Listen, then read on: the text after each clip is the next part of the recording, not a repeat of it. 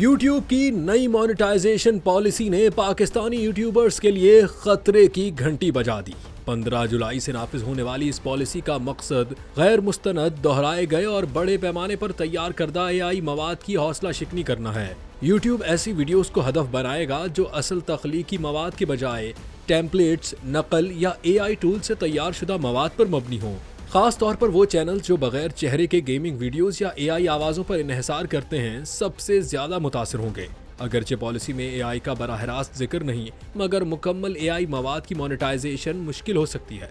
Pakistani YouTubers जिनकी videos में AI और गेमिंग का इस्तेमाल होता है अब अपनी आमदनी के लिए तशवीश में मुब्तला है, क्योंकि गैर मुस्तनद या दोहराए गए मवाद पर मबनी चैनल्स भी इसी पॉलिसी की जद में आ सकते हैं।